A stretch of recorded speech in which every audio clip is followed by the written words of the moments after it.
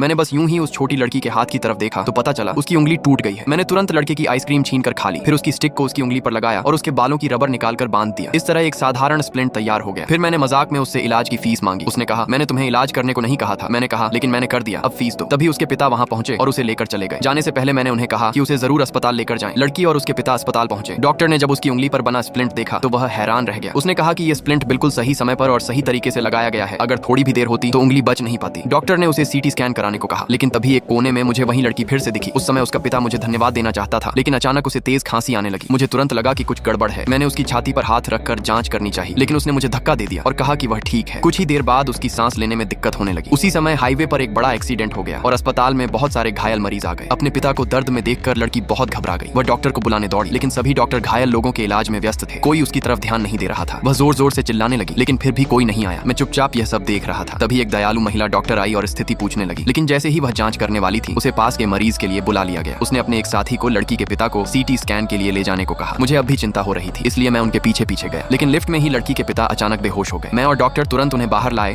और जमीन पर लिटा दिया। डॉक्टर इमरजेंसी उपकरण लेने दौड़ा। मैंने उनकी छाती पर हाथ रखा और तुरंत मेरे दिमाग में उनके दिल की 3D तस्वीर बन गई। मुझे समझ आ गया कि उनका दिल धड़कना बंद कर चुका है। मैंने डॉक्टर से दिल चेक करने को कहा। डॉक्टर ने जांच की और पाया कि सच में दिल रुक चुका है। तभी एक नर्स डिफिब्रिलेटर लेकर आई। मेरी मदद से लड़की के पिता की धड़कन वापस आ गई, लेकिन उन्हें तुरंत सर्जरी की जरूरत थी। पर एक्सीडेंट की वजह से सभी सर्जन पहले से ऑपरेशन में व्यस्त थे। यह सुनकर लड़की चुपचाप रोने लगी। उसे पता था कि सामने खड़ा व्यक्ति ही उसके पिता को बचा सकता है, इसलिए उसने मुझसे ऑपरेशन करने की विनती की।